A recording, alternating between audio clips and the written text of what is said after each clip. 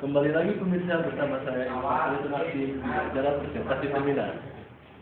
Untuk kali ini saya akan menggunakan tentang sistem peringatan dini kecelakaan dengan implementasi review.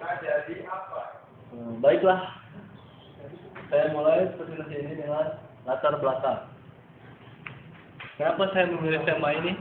Yaitu alasannya itu tentang teknologi transportasi, di mana teknologi transportasi sekarang ini sudah mulai berkembang dan mulai diintegrasikan dengan alat-alat canggih. Nah, lalu yang kedua adalah angka kecelakaan, di mana kecelakaan lalu lintas telah merenggut ratusan korban jiwa setiap tahunnya, melampaui angka kematian oleh musibah bencana alam maupun semua penyakit mematikan lainnya. Lalu dorongan yang ketiga adalah safety drive, karena bidang ini sangat diminati oleh para produser otomotif. Lalu, apa itu traffic view?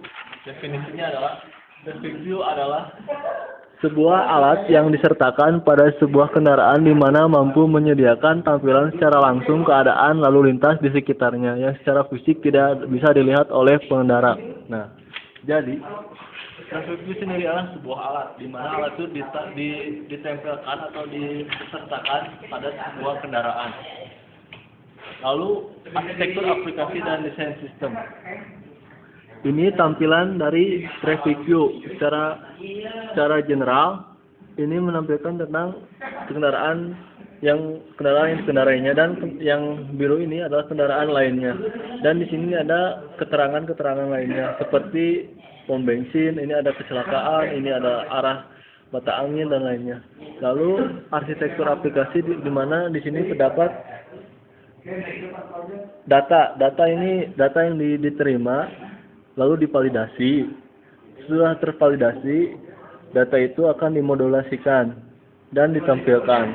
Lalu yang sudah ditampilkan, data itu akan diagregasi dan di-broadcast ke kendaraan lainnya. Selanjutnya,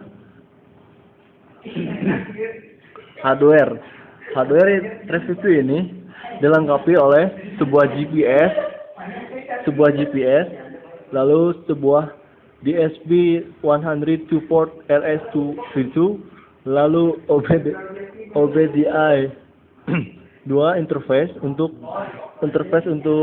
melacak percepatan dan suhu dari mesin, lalu network wireless atau wireless card 802.11b untuk berkomunikasi. Lalu penerapan aplikasi ini. Nah, kami menerapkan aplikasi ini secara dua pendekatan. Yang pertama, pendekatan secara pasif. Dalam pendekatan ini, semua kendaraan secara teratur membroadcast pergerakan mereka, lokasi, kecepatan, dan percepatan. Dengan begitu, si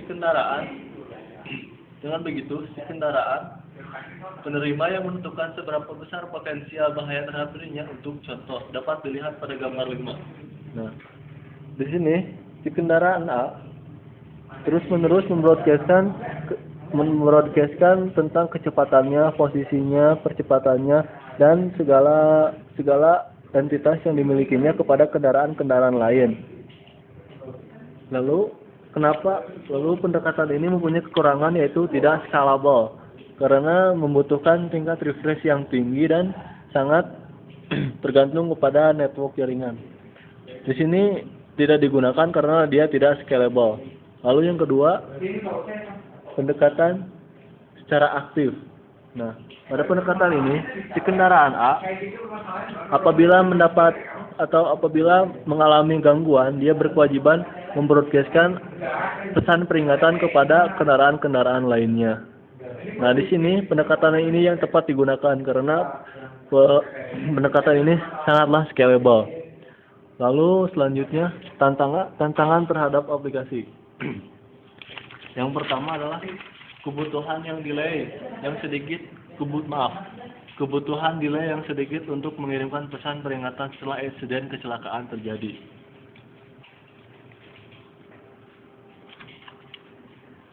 Dengan waktu yang cepat untuk mengirimkan pesan peringatan terhadap kendaraan lain setelah kecelakaan terjadi, itu memungkinkan untuk pencegahan terjadinya kecelakaan.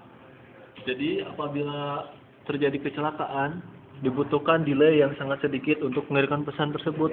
Karena bayangkan saja apabila kendaraan dalam kecepatan 100 km per jam itu dapat menempuh sekitar dalam 3 milisecond dapat menempuh sekitar 100 atau 10 meter. Nah, di sini dibutuhkan delay yang sangat kecil. Yang kedua, mendukung terhadap multiple AC atau abnormal vehicle dan status abnormal pada jangka waktu yang lama. Nah, di sini contohnya, di sini terdapat beberapa kendaraan yang tidak normal. Di sini juga harus keadaan tersebut harus bersifat lama karena sebelum kendaraan ditarik dari ruas jalan, si status ini harus tetap ada dan apabila sudah ditarik maka status itu dihilangkan. Yang ketiga, pembedaan terhadap kejadian bahaya dan penyeleksian terhadap redundansi pesan peringatan. Nah, di sini misalnya pembedaan terhadap kejadian yaitu di mana suatu kendaraan mengalami berhenti mendadak, maka dia mengirimkan pesan peringatan ke kendaraan tepat di belakangnya. Tetapi untuk kendaraan yang di sini tidak diberi peringatan karena dia tidak perlu untuk berhenti, tetapi bisa terus meneruskan perjalanannya ke arah depan. Lalu kesimpulannya, tujuan dari sistem peringatan dini kecelakaan ini adalah untuk menyediakan layanan terhadap pengiriman pesan peringatan terhadap semua kendaraan yang berpotensi akan mengalami kecelakaan, sehingga mereka dapat merespon keadaan darurat tersebut secepat mungkin untuk melakukan tindakan supaya dapat menghindari kemungkinan terjadinya insiden kecelakaan. Sekian seminar presentasi dari saya, mudah-mudahan bermanfaat. Wabillahi taufiq wal hidayah. Wassalamualaikum warahmatullahi wabarakatuh.